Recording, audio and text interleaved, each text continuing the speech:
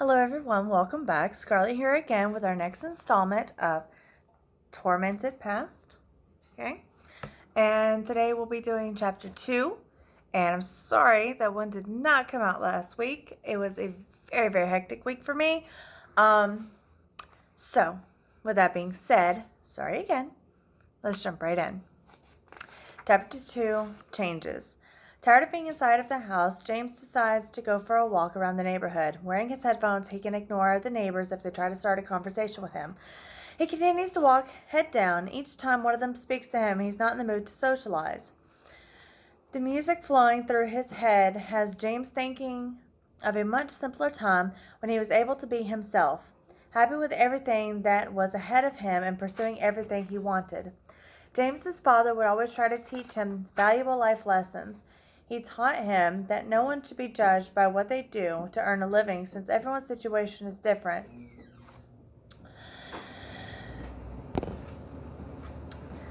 Thinking back to the time he spent at his father's store, James recalls the way his father would interact with all types of people and how much they respected him in return. His father taught him the importance of having a group of people who could be trusted and supportive of one another. Once, while working in the store with his father, James met a young black boy named Michael. The boys were in pretty much the same situation. I'm sorry. Pretty much the same situation in that they were learning from their fathers the difference. Learning from their fathers. The difference was that Michael's father was a known drug dealer, but he, too, was showing Michael the importance of keeping friends in good places who can cover for you and provide you with shelter in a time of need. James's father walked over to Michael and introduced himself by telling Michael that his name was John and that he had known his father for at least 20 years. He added that he held his father in high regard because he had kept him out of trouble. He added that he would do the same for Michael if he were to ever follow in his father's footsteps. The disclosure brought a smile to Michael's face. John called James over and introduced him to Michael with the hope that they could become friends and develop a bond that would allow them to help each other out in the future. The boys shook hands and quickly ran off to the other side of the store. Talking, they realized they had a lot in common: wrestling, combat sports, and pretty much everything else. The one exception was music, but only the type. James loved rock and Michael enjoyed hip-hop and jazz. However, as they spent more time together, the more they learned to appreciate the other's taste. The boys became inseparable throughout all elementary and junior high. With all the time spent together, they continued to learn from each other's father. They became far closer than most brothers. Sometimes neither one of them had experienced until they found each other. With Michael's appearance in his life, James learned the value and importance of having a family and experiencing family culture. In his prior defensiveness and isolation, though he may have not been aware of it, this was something he had been craving. James went so far as to let Michael know about his childhood and the abuse he suffered at the hands of his grandparents. Michael was angered and promised James that when the time was right, they would get justice for him and put them all in their place for everything that happened. Michael gave James a feeling of contentment, knowing that there was finally someone willing to help him and perhaps even become an accomplice. Breaking from his reverie with a smile on his face, James starts to do a light jog when he sees a beautiful husky puppy near the road. Concerned that it might be lost, he heads towards it and notices it has a collar. He checks for identification to see if he can return it to its home safely. Once up close to the puppy, James sees that it lives close to his house. The moment James grabs the puppy, he has a flashback to the time that Paul Jr. killed his own puppy, Wolfie, which James loved more than any of his family members. James was so upset and incensed that he took it out on everyone by cutting the cords to the freezer and refrigerator, ruining everything inside. Not being satisfied with only spoiling their food, a few days later, when the family was gathered in the kitchen, James stormed in and rushed over to Paul and punched him in the chin. Anastasia was standing next to Paul and was just as shocked as by James's behavior. She had thought that killing the dog would utterly destroy any remaining spirit he might have and render the boy to their will. Little did she realize that Paul Jr.'s actions finally made James realize just how evil the entire family was, and he wanted to hurt each of them, no matter the cost. Back in his proper mindset, James reaches the door of the house to return the puppy. While he likes the puppy and wants to keep it, knowing that the right thing to do is to return it to its rightful owner, he rings the doorbell, albeit unwillingly. The door opens, and out comes an elderly gentleman saying that he's been looking for the little rascal all morning. His grandson is heartbroken and has been crying for it ever since it disappeared. James hands it over and rubs the pup behind the ear. While the puppy licks James's hand, he smiles. Grateful, the old man offers James a reward for his trouble, but James turns it down. As he turns to walk away, he tells the man he knows how it feels to lose a best friend at such a young age, and says that all he wants is to make sure that they keep an eye out for the little fella. The little fella. On the way back to the house, headset turned on, he hears a song titled Ain't No Grave. When his great-grandfather, Paul Sr.'s father, passed away a year after John's passing, the services were held at Paul's house. And James was talking to April and a few other family members when Paul Sr. walked over and told James to leave the kids alone and to stand by his side over at the other side of the room with the adults. He wanted to make James look weak in front of the entire family and show them that he had complete control over James. James asked Paul Sr. to wait a minute. Paul responded angrily and grabbed James by the neck, threatening to beat him for talking back to him and disobeying a direct order. After years of abuse and knowing the beatings would never stop, James finally, intentionally, wanted to strike fear in the old man. James looked straight into Paul's eyes and told him to hit him, but to make sure that it's strong enough to leave him unconscious. Otherwise, the old codger may be making the biggest mistake of his old life. Unsure what to make of this situation, Paul said he should beat the shit crap out of him now, but that it could wait for later. James smiled back before saying, "I'm waiting for you to strike first, but when you do, things will be handled differently going forward." James knows that from that day forward, Paul was cautious not to do anything that would possibly upset James. He would always tell Hannah to go get James some help because there were some issues with him. James was proud that he finally stood up for himself because that is when most of the abuse stopped. James's mother, Hannah, would always stand by her parents and was willing to sacrifice any future relationship with her son just to make sure her parents were happy after hurting them by marrying James's father. For her part, Hannah wanted James to focus on his training to help him deal with his anger issues. It would also offer the benefits of being able to protect himself from any future assaults, while James was reluctant to take any advice from someone who rarely, if ever, had his back. He did heed this advice and continued his boxing, wrestling, and mixed martial arts training to keep him self-alert and prepared. Walking into his house, James heads straight into the dark spare bedroom to be alone with his thoughts and process them accordingly. Sitting in the dark, his mind jumps back in time to riding back to the farm with his Uncle Paul Jr., where they were in a Jeep with no doors. Just as they were approaching the barbed wire gate, Paul Jr. pushed James out of the Jeep, sending him flying towards the gate. Much to Paul Jr.'s disappointment, James landed on his feet while managing to avoid both the gate and barbed wire. Furious that James had learned to be prepared for anything, Paul Jr. threw the Jeep into park and got out and proceeded to have a stare down with James. James's smirking only irritated him further, so he took a swing at the boy, attempting to make him flinch and get a reaction, but the smirk on James's face turned into a grin and even came closer to Paul Jr. to see what his uncle would do next.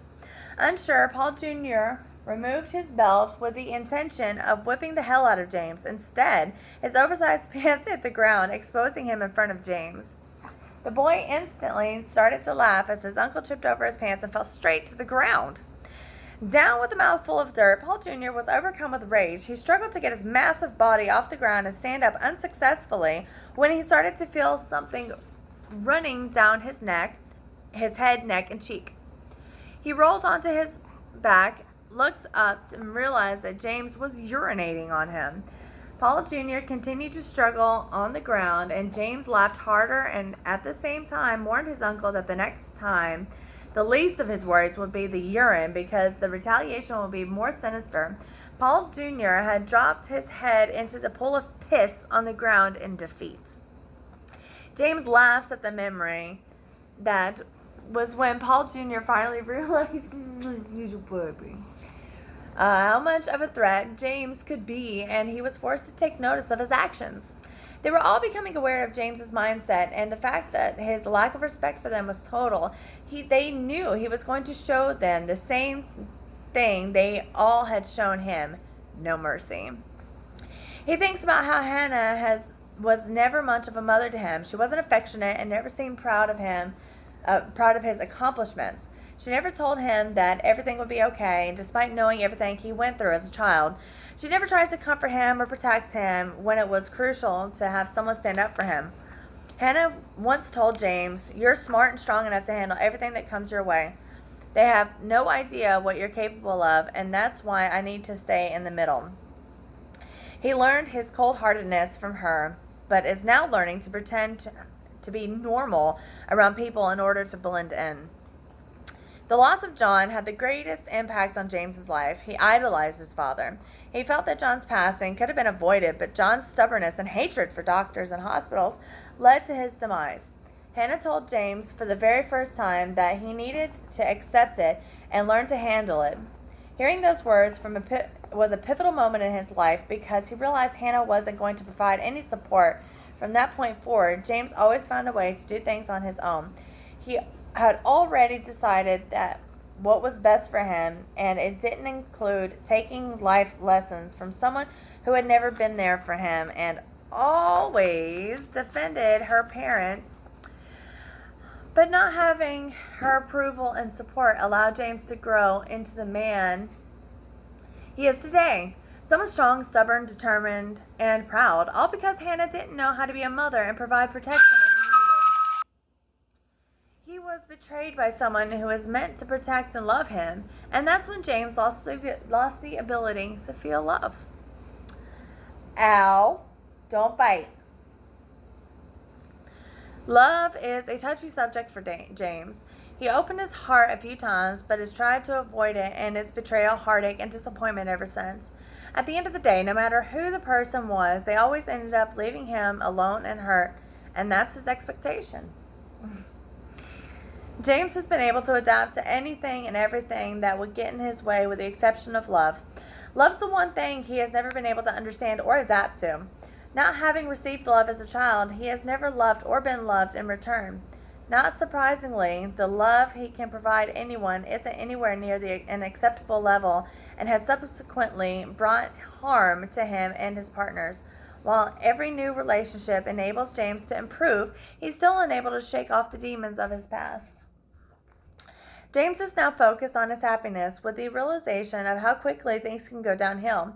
With that insight, he tries hard to avoid making the same mistakes by listening to and learning from the experience of the people around him. He knows it won't be easy, especially with memories spontaneously popping into his head and sparking his unbidden dark feelings. They are hard to ignore, but he understands the need to keep his memories and feelings under control. The road to recovery is long enough. When you have so many demons, he realizes it's going to take a lot of work. He has learned and agrees that in order to truly rise and appreciate the view from the mountaintop, one must also learn what it's like to be at the bottom. Being at the bottom teaches an entirely different level of desire and work ethic, since people will normally fight harder to improve their situations. John had instilled this in James from a very young age. I know. Sorry. Hey, stop. Divorcing and losing Monica bothered James, but nowhere near as much as one would think. He missed the lifestyle more than anything. Stop. Lifestyle more than anything. He wasn't happy with who he was with her. Their life together changed him completely because of her ultimatums regarding friends, family, hobbies, and dreams. After 20 years of being miserable together, Monica felt the need to go her own way.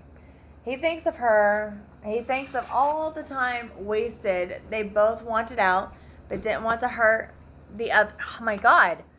Didn't want to hurt the other.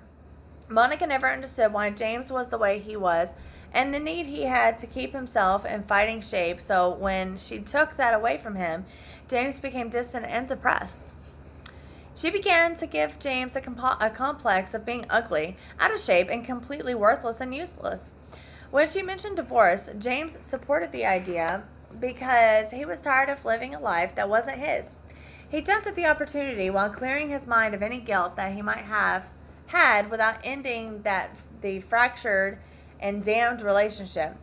He was willing to and able to start fresh on his own because he had no desire to try to make things work between them anymore. They had both suffered enough in the relationship, and despite having been married for what seemed to be a lifetime, they had never had any children, a blessing in disguise as it made the split so much easier. He left with what he earned on his own and left everything else to Monica. And then there was Taryn. He viewed her as a new beginning, even though he hadn't been looking for another relationship. They had connected because they both had been in a toxic relationship and were both damaged in one way or another. He was foolish to believe that this relationship would be any different. Despite hearing from multiple sources that he should stay away from her, James would give her anything she wanted and then some.